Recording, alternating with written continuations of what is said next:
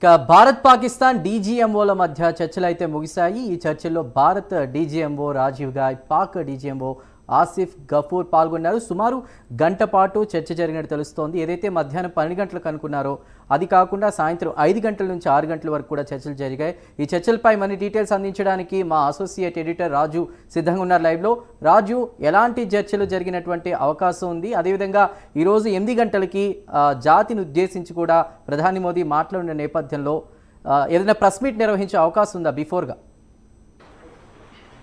Right Chandu, మొత్తానికి చూసాం మనం రెండు దేశాలకు సంబంధించినటువంటి director general of military operations ఇద్దరు కూడా హాట్ లైన్లో దాదాపు గంట పాటు వాళ్ళిద్దరూ కూడా సంభాషించిన పరిస్థితి. ఎస్పెషల్లీ రెండు దేశాల మధ్య నెలకొన్నటువంటి ఉద్రిక్తతలు కావచ్చు, అంతేకాకుండా ప్రస్తుత పరిస్థితులతో పాటు భారత్కి సంబంధించినటువంటి అనేక రకాలైనటువంటి సందేశాలు కావచ్చు, షరతులు కావచ్చు. సో ఇవన్నీ కూడా పాకిస్తాన్ డీజీఎంఓ ముందు పెట్టినటువంటి సిచ్యువేషన్ కనిపిస్తుంది. సో మనగా చూసుకున్నట్లయితే రెండు దేశాలకి సంబంధించి అంటే పాకిస్తాన్ తరఫున ఆసిఫ్ గఫూర్, అలాగే భారత తరఫున రాజీవ్ గాయ్, సో వీళ్ళిద్దరూ కూడా హాట్ లైన్లో చర్చించుకున్నారు. సో ఈ హాట్ లైన్లో చర్చించుకున్నటువంటి అంశాలు ఏంటి అనే దాని మీద ప్రస్తుతం యావత్ దేశమంతా కూడా వెయిట్ చేస్తున్న పరిస్థితి ఎగరగా. ఎందుకంటే పాకిస్తాన్కి సంబంధించి మొదటి నుంచి కూడా సరైనటువంటి స్థాయిలో బుద్ధి చెబుతూ వస్తూ ఉన్నటువంటి భారత్ ప్రస్తుతం ఏ విధమైనటువంటి షరతులు డిమాండ్లు పెట్టింది అనేటటువంటి దాని మీద ఉన్నటువంటి సిచ్యువేషన్. అయితే ప్రస్తుతం మనం కానీ చూసుకుంటే అనేక అంశాలు అంటే ఎస్పెషల్లీ మొదటి నుంచి కూడా ప్రైమ్ 9 ఎక్స్క్లూజివ్గా చెబుతూ వస్తుంది. ఒకటి వచ్చేసి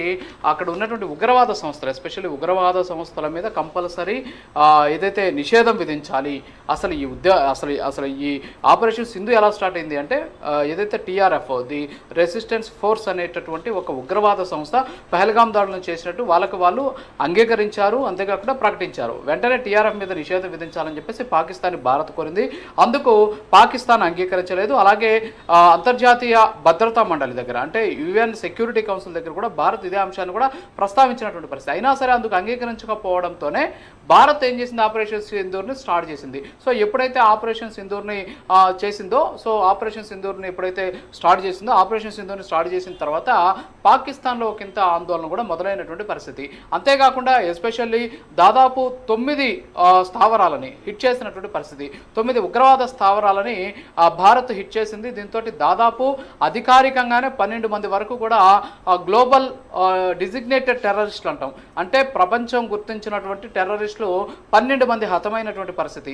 వీళ్ళలో 5 మంది మోస్ట్ వాంటెడ్ టెర్రరిస్టులు ఉన్నారు. అంతేకాకుండా వాళ్ళలో 3 మొత్తం కూడా అంటే అనేక రకాలైనటువంటి దాడుల్లో నరరూప రాక్షసులు అనొచ్చు. సో అలాంటి వాళ్ళు ఒక 3 చనిపోయినటువంటి పరిస్థితి. సో ఓవరాల్గా చూస్తే భారత్ మీద ఈ టెర్రరిజం ఏదైతే ఉందో దీని ఆనవాళ్ళు కానీ ఉంటే ఎట్టి పరిస్థితుల్లో సహించేది లేదు. నెంబర్ 1. నెంబర్ 2 వచ్చేసి ఉగ్రవాద సంస్థలన్నింటినీ కూడా కంపల్సరీ వాటన్నిటి మీద కూడా నిషేధం విధించాలి. ఉగ్రదాడులు జరగకుండా తీసుకోవాల్సినటువంటి చర్యలు తీసుకోవాలి. అవసరమైతే ఉగ్ర స్థావరాలను కూల్చేయాలి. ఉగ్రవాదులను భారత్కి అప్పగించాలి. అంటే కొన్ని కేసులకు సంబంధించి ఉగ్రవాదుల్ని పాకిస్తాన్లో ఉన్నారు, సో వాళ్ళందరినీ కూడా భారత్కి తిరిగి అప్పగించాలి. పహల్గామ్ ఘటనలో ఎవరైతే అటాక్ చేశారో వాళ్ళు చనిపోయారా లేకపోతే హతమార్చారా ఇంకా సజీవంగా ఉన్నారనేది తెలీదు. సో వాళ్ళని గుర్తించి ఈ పహల్గామ్ ఘటనకి సంబంధించి పారదర్శకమైనటువంటి విచారణ చేయడంతో పాటు రెండు దేశాలు తీసుకునేటటువంటి నిర్ణయాన్ని బట్టి పహల్గామ్ దాడికి పాల్పడినటువంటి టెర్రరిస్టులు ఎవరైతే ఉన్నారో వాళ్ళని గుర్తించి భారత్కి అప్పగించాలి. చనిపోయి ఉంటే వాటికి సంబంధించినటువంటి ఆధారాలు ఇవ్వాలి. వీటన్నిటితో పాటు పాకిస్తాన్ సీజ్ ఫైర్ని ఆపాలి. ఏంటంటే సీజ్ ఫైర్ని కొనసాగించాలి. ఏదైతే సరిహద్దు దగ్గర కవ్వింపు చర్యలకు పాల్పడడం కావచ్చు, అంతేకాకుండా పిచ్చి పట్టిన వాళ్ళ మాదిరిగా సైన్యం రెచ్చిపోవడం కావచ్చు. సో ఇలాంటివన్నీ కూడా చేయకూడదు. దీంతోపాటు ప్రస్తుతం రెండు దేశాల మధ్య ఉన్నటువంటి ఉద్రిక్తతలను తగ్గించడం కోసం ఎలాంటి ఈ ఏదైతే సైనికపరమైనటువంటి చర్యలు తీసుకోవాలి, సైనికపరమైన చర్యలను ఏ విధంగా తగ్గించాలి, ఈ అంశాలతో పాటు ఎస్పెషల్లీ పాక్ ఆక్యుపైడ్ కాశ్మీర్ ఏదైతే ఉందో ఈ పాక్ ఆక్రమిత కాశ్మీర్కి సంబంధించి అవసరమైతే అప్పగించాలి, లేదా అందులో ఉన్నటువంటి ఉగ్రవాద స్థావరాలన్నింటినీ కూడా డిస్ట్రాయ్ చేయాలి, అక్కడ ఉన్నటువంటి ఉగ్రవాదులందరినీ కూడా భారత్కి అప్పగించాలి. సో ఈ అంశాలన్నీ కూడా మాట్లాడారు. అంతేకాకుండా పిఓకేని కూడా అప్పగించాలి అనేటటువంటి ఒక ప్రతిపాదన కూడా చేసినట్టు తెలుస్తోంది. అయితే అది ఎంతవరకు ఎంతవరకు కరెక్టో తెలియదు. ఎందుకంటే పీఓకేని తీసుకోవాలి అని చెప్పేసి భారత్ ఎప్పటి నుంచో కోరుతుంది. ఎందుకంటే ఇప్పటికి కూడా జమ్మూ అండ్ కాశ్మీర్కి సంబంధించినటువంటి అసెంబ్లీలో నాకు తెలిసి 11 నుంచి 14 వరకు కూడా అసెంబ్లీ స్థానాలు ఖాళీగా పెట్టింది ఈ పీఓకేకి సంబంధించినటువంటి అసెంబ్లీ స్థానాలని. మరి ఈ నేపథ్యంలోనే భారత్ ఎప్పటి నుంచో కూడా పాక్ ఆక్రమిత జమ్మూ కాశ్మీర్ని ఆక్యుపై తీసుకోవాలి అని చెప్పేసి చాలా ప్రయత్నాలు చేస్తుంది. సో ఈ అంశాలు కూడా ఈ హాట్ లైన్ ద్వారా చర్చించినట్టు కూడా తెలుస్తుంది. అయితే దీనికి సంబంధించి అసలు ఏం మాట్లాడారు అనేది ఇవన్నీ కూడా ఊహాగానాలే. సో వాస్తవంగా మెయిన్ టార్గెట్ ఏంది, ఇంతకుముందు మనతోటి ఎవరైతే ఆయన మాట్లాడారో వాళ్ళు మాట్లాడినటువంటి సందర్భంలో, అంటే డీజీఎంఓ మాట్లాడినటువంటి సందర్భం కావచ్చు, అంతేకాకుండా వైస్ అడ్మిరల్ మాట్లాడిన సందర్భం కావచ్చు, అలాగే ఎయిర్ మార్షల్, సో వీళ్ళంతా కూడా ముగ్గురు మాట్లాడారు ఇంతకుముందు. సో వాళ్ళు మాట్లాడిన సందర్భంలో వాళ్ళ దగ్గర నుంచి మనకు వినిపించింది ఏంటి, మా టార్గెట్ కేవలం ఉగ్రవాదం మాత్రమే, ఉగ్రవాదులను ఉగ్రవాద స్థావరాలను మాత్రమే మేము డిస్ట్రాయ్ చేయాలి, ఉగ్రవాదం అనేది ఇంకా సహించేది లేదు అని చాలా క్లియర్ కట్గా చెప్పారు. సో కంపల్సరీ ఈరోజు జరిగినటువంటి ఈ హాట్ లైన్ టాపిక్లో చర్చల్లో కూడా అదే అంశాన్ని మెయిన్ టాపిక్గా తీసుకొని ఉంటారు. ఖచ్చితంగా ఉగ్రవాదులకు సంబంధించినటువంటి అంశాలు ఏవైతే ఉన్నాయో, ఈ ఉగ్రవాద సంబంధించినటువంటి అంశాలన్నింటినీ కూడా పాకిస్తానే దీనికి బాధ్యత వహించాలి అనేటటువంటి ఒక స్థిరమైనటువంటి డిమాండ్ పెట్టి ఉండవచ్చు. దీంతో పాటు సీజ్ఫైర్కి ఒప్పుకున్న తర్వాత మళ్ళీ సీజ్ఫైర్ని ఉల్లంఘించడం ఏదైతే ఉందో దీని మీద కూడా ఒక రకంగా ఘాటైనటువంటి సమాధానం చెప్పి ఉండొచ్చు. దీంతో పాటు పాకిస్తాన్ నుంచి ఒక తుపాకీ బుల్లెట్ భారత్ వైపు వచ్చినా సరే భారత్ నుంచి మిసైల్ని మేము పంపిస్తాం అనేటటువంటి ఒక సందేశం కూడా ఇచ్చి ఉండొచ్చు. సో ఇవన్నీ కూడా ఆల్రెడీ ఇవాళ మధ్యాహ్నం నరేంద్ర మోడీ, అలాగే రక్షణ శాఖ మంత్రి, వీరితో పాటు chief of defence staff CDS ఎవరైతే చౌహాన్ ఉన్నారో ఆయన, అలాగే త్రివిధ దళాధిపతులు ఎన్ఎస్ఏ అజిత్ దోవల్, సో వీళ్ళందరూ కూడా కలిసి మీటింగ్ ఏర్పాటు చేసుకొని ఆ మీటింగ్లో తీసుకున్నటువంటి అంశాలని పాకిస్తాన్ తోటి సైనిక పరమైనటువంటి చర్యల గురించి మాట్లాడడానికి అవసరమైనటువంటి అంశాలు ఏవైతే ఉంటాయో ఇవన్నీ కూడా ఈ డీజీఎంఓకి చెప్పి, సో డీజీఎంఓ ఇప్పుడు మాట్లాడినటువంటి పరిస్థితి. ఇక రాజకీయపరమైనటువంటి అంశాలు ఏదైతే ఉన్నటువంటి ఈ సింధు జలాల ఒప్పందం కావచ్చు, అలాగే దౌత్యపరమైనటువంటి ఒప్పందాలు కావచ్చు, దీంతోపాటు వాణిజ్యపరమైనటువంటి ఒప్పందాలు కావచ్చు, సో వీటి గురించి ఈ హాట్ టైంలో మాట్లాడే అవకాశాలు ఉండవు. ఎందుకంటే సైనికపరమైనటువంటి సంభాషణ మాత్రమే, సో సైనికపరమైనటువంటి చర్చలు మాత్రమే. కాబట్టి ఇవన్నీ కూడా రాజకీయపరమైనటువంటి అంశాలు కాబట్టి సో ఖచ్చితంగా రాజకీయపరమైనటువంటి అంశాలను ఎవరు మాట్లాడతారు, విదేశాంగ శాఖ సంబంధించినటువంటి వాళ్ళు మాట్లాడతారు. కాబట్టి సో విదేశాంగ శాఖ ఆ అంశాలు తీసుకునేటటువంటి అవకాశం ఉన్నాయి. ఈ రోజు జరిగినటువంటి ఈ హాట్లైన్ చర్చల ద్వారా ప్రస్తుతం ప్రధాన సమస్యగా ఉన్నటువంటి ఈ కాల్పుల విరమణ, అంతేకాకుండా ఉగ్రవాదులు, సో సైన్యానికి ఏదైతే అనుబంధంగా ఉన్నటువంటి అంశాలు ఉంటాయో వీటి మీదే ప్రధానంగా ఇద్దరి మధ్య కూడా సంభాషణ చర్చలు జరిగినట్టు తెలుస్తుంది. అయితే ఇవాళ రాత్రి 8 గంటలకి ప్రధానమంత్రి నరేంద్ర మోడీ జాతిని ఉద్దేశించి ప్రసంగించబోతున్నారు. అంతేకాకుండా ఏం జరిగింది ఇప్పటివరకు, పెహల్గాం ఘటన తర్వాత భారతదేశంలో ఏం జరిగింది, అలాగే పాకిస్తాన్లో మన దేశానికి సంబంధించినటువంటి త్రివిధ దళాలు ఆ దేశం మీదకి ఎలా వెళ్ళాయి, సో అక్కడ జరిగినటువంటి అంశాలు ఏంటి, సో ఓవరాల్గా ఆయన చెప్పేటటువంటి పరిస్థితి ఉంది. దీంతోపాటు భారత్ తీసుకోబోతున్న చర్యలు, అలాగే భారత్ భవిష్యత్తు నిర్ణయాలను కూడా కంపల్సరీ నరేంద్ర మోడీ 8 గంటలు జరిగేటటువంటి సమావేశంలో చెప్పేటటువంటి అవకాశం ఉన్నాయి. అయితే మీరు అడిగినట్టు ఇంకా కూడా మనకు అధికారికంగా ఎలాంటి సమాచారం రాలా, ఎందుకంటే ఈ డీజీఎం వల్ల మీటింగ్లో ఏం జరిగింది అనేది మళ్ళీ త్రివిధ దళాలకు సంబంధించినటువంటి అధిపతులు వచ్చి చెప్పేటటువంటి పరిస్థితి ఉందా లేదా అనేది తెలియదు. అయితే మనకున్నటువంటి సమాచారం మాత్రం 8 గంటలకు ప్రధాని నరేంద్ర మోడీ భారతదేశ ప్రజలని జాతిని ఉద్దేశించి ఆయన ప్రసంగించబోతున్నారు. ఆ ప్రసంగంలోని ఈ అంశం కూడా ఆయన చెప్పేటటువంటి ఛాన్సెస్ ఉన్నాయి, లేదా మరి కాసేపట్లో అధికారికంగా ఆర్మీ కూడా ఈ చర్చలు సఫలమయ్యాయా లేకపోతే విఫలమయ్యా, ఇక్కడ తెలుసుకోవాల్సిన అంశం ఏంటంటే ఏం మాట్లాడారు అనే దానికంటే అసలు చర్చలు సఫలమా విఫలమా అనేది కూడా చాలా ఇంపార్టెంట్.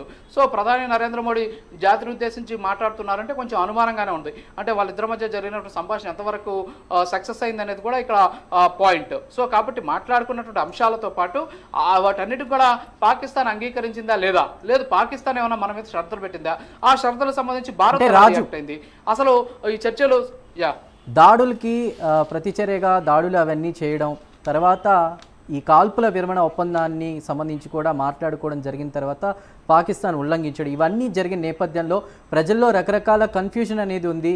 ఎందుకు వెనక్కి తీసుకున్నారు, లేదంటే ఎందుకు యుద్ధం చేయట్లేదు, ఇలాంటి వాటన్నిటికీ కూడా, ఎందుకంటే ఆపరేషన్ సింధూర్ తర్వాత మొదటిసారి ప్రధాని మాట్లాడబోతున్నారు కాబట్టి ఒక క్లారిటీ ఇచ్చే అవకాశం ఏమైనా ఉందా? ఖచ్చితంగా, ఎందుకంటే మీరు చెప్పినట్టు చాలా మందిలో కూడా చాలా అపోహలు ఉన్నాయి. కొంతమంది అయితే ట్రోల్స్ చేస్తూ ఉన్నారు ఈ అంశానికి సంబంధించి. ఏం ట్రోల్స్ చేస్తున్నారు? ఎవరైతే మిస్త్రీ ఉన్నారు, విదేశాంగ శాఖ కార్యదర్శి మిస్త్రీ ఉన్నారో ఆయన మీద రకరకాలైన ట్రోల్స్ చేస్తున్నారు. భారత్కి సంబంధించి ఏ విధంగా వ్యవహరిస్తారు అది ఇది అని చెప్పేసి.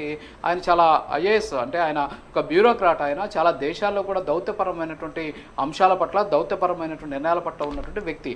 మరి అలాంటి వ్యక్తినే ట్రోల్ చేస్తూ ఉన్నటువంటి పరిస్థితి. సో దేశంకు, అంటే మన దేశంలో ఉన్నటువంటి పరిస్థితులు ఏవైతే ఉన్నాయో, ఈ దేశంలో ఉన్నటువంటి పరిస్థితులను బట్టి మనం చూస్తే ఖచ్చితంగా ఈ మిస్రీ మీద కూడా ట్రోల్స్ స్టార్ట్ చేశారు కాబట్టి, సో ఖచ్చితంగా భారత్లో ఉన్నటువంటి ప్రజలలో ఉన్నటువంటి అపోహలు కావచ్చు, అంతేకాకుండా అనుమానాలు కావచ్చు, సో ఇవన్నీ కూడా పోవాలి అంటే కంపల్సరీ ప్రధాని మోడీ మాట్లాడాలి. ఇప్పటివరకు ప్రధాని మోడీ ఏమైపోయారు, ఎందుకైనా ఆయన మాట్లాడట్లేదు, ఎప్పుడు కూడా త్రివిధ దళాలే ముందుకొచ్చి మాట్లాడతారని చాలామంది కుహానా మీద మాట్లాడుతుంటారు. సో అలాంటి మాట్లాడిన సందర్భంలో వాళ్ళకి అనేది సమాధానం పక్కన పెట్టడం, లేదో వాళ్ళు ఏదో అడిగారు అనేటువంటి అంశాన్ని పక్కన పెడితే కంపల్సరీ ప్రధాని మోడీ జాతిని ఉద్దేశించి ప్రసంగించబోతున్నారు. దీంట్లో ప్రజలకు ఉన్నటువంటి అన్ని అనుమానాలు నివృత్తి అవుతాయనేసి అనుకుంటున్నాం. సరే, ఇవన్నీ కూడా పక్కన పెట్టేస్తే ఈరోజు చర్చలు ఇంపార్టెంట్ మనకు. సో చర్చలకు సంబంధించి చర్చలు చేసినటువంటి సందర్భంలో ఆ చర్చలు ఎంతవరకు సఫలమయ్యాయి అనేది కూడా చాలా ఇంపార్టెంట్.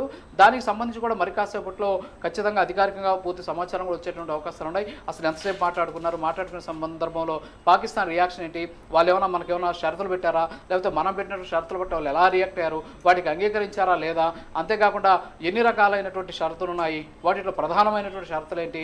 సో ఓవరాల్గా చూసుకుంటే కేవలం సైనికపరమైనటువంటి షరతులైనా, లేకపోతే ఇందాక నేను చెప్పినట్టు రాజకీయపరమైనటువంటి షరతులు, చర్యలు కూడా తీసుకునేటువంటి ప్రయత్నం చేస్తారు. సో ఇవన్నీ కూడా కంపల్సరీ బయటకు వచ్చేటటువంటి అవకాశాలు ఉన్నాయి. సో ఇదంతా కూడా కావాలంటే మరి కాసేపట్లో పూర్తిగా మనకు వివరాలు తెలిసేటటువంటి ఛాన్సెస్ కనిపిస్తుంది. సో ఓవరాల్గా మనం కానీ చూస్తే ఎస్పెషల్లీ ఈ ఉగ్ర నేతలు, అలాగే టెర్రరిస్టులతో పాటు టెర్రరిస్టు స్థావరాలు, అలాగే టెర్రరిస్టు సంస్థలు ఇక్కడ ఇంపార్టెంట్. లష్కర్-ఏ తోయిబా, జైషే మహమ్మద్, అలాగే ఇండియన్ ముజాహిద్దీన్, సో ఇలాంటి చాలా ఉన్నాయన్నమాట.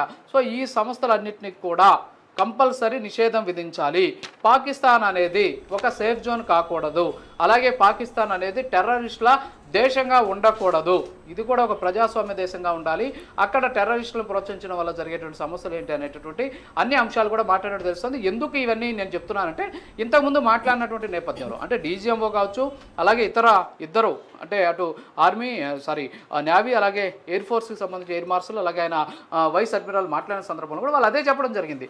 ఏమంటున్నారు వాళ్ళు, అక్కడ ఉన్నటువంటి ఉగ్రవాదులతో ఇంకా అక్కడ ప్రభుత్వం కలిసి పనిచేస్తుంది, అక్కడ ఉన్నటువంటి ఉగ్రవాదుల్ని రెచ్చగొడుతోంది, అక్కడ ఉన్నటువంటి ఉగ్రవాదులతో మన మీద దాడులు చేస్తుంది అనేటటువంటి అర్థం వచ్చేలాగా వాళ్ళు మాట్లాడినటువంటి పరిస్థితి.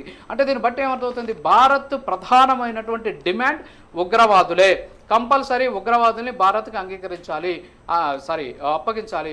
అప్పగించడంతో పాటు భారత్ దాని మీద ఇంకా కూడా అంటే అక్కడ ఉన్నటువంటి ఉగ్రవాద సంస్థల మీద నిషేధం విధించాలి. సో ఇలాంటి అంశాలే ఎక్కువగా ప్రధానంగా చర్చకు వచ్చినట్టు తెలుస్తుంది. దీంతోపాటు ఇందాక నేను చెప్పినట్టు పాక్ ఆక్రమిత జమ్మూ కాశ్మీర్ ఏదైతే ఉందో ఆ అంశం కూడా చర్చకు వచ్చి ఉండవచ్చు బహుశా. సో ఏంటి అనేది మాత్రం మనకైతే ఇంకా తెలియదు. అందరూ కూడా ఊహాగానాలే మాట్లాడుకుంటున్నారు. అందులో ఎంతవరకు కరెక్ట్ ఉందో ఎంతవరకు లేదని తెలియదు. సో ఓవరాల్గా మాత్రం ఇప్పుడున్నటువంటి సినారియోని బట్టి సైనిక చర్యలు ఒకటి, తర్వాత వచ్చేసి ఉగ్రవాదానికి సంబంధించి ఉగ్రవాదాలను అప్పగించడం, ఉగ్రవాద స్థావరాలు నాశనం చేయడం, ఉగ్రవాద సంస్థల మీద నిషేధం విధించడం, సో ఇలాంటి అంశాలు. సో మిగతావన్నీ కూడా ఇంకా అడిషనల్ ఇంకా ఏం మాట్లాడారు అనేది మాత్రం ఖచ్చితంగా తెలిసేటువంటి అవకాశం. ఎంతసేపు మాట్లాడిన సందర్భంలో పరిస్థితి ఏంటి, వాళ్ళు ఎలా రియాక్ట్ అయ్యారు, సో ఇవన్నీ కూడా తెలిసేటువంటి అవకాశం. అది కూడా 8 గంటలకి జరిగేటటువంటి మోడీ మీటింగ్లో బయటకు వచ్చేటువంటి ఛాన్సెస్ కనిపిస్తున్నాయి. చందు.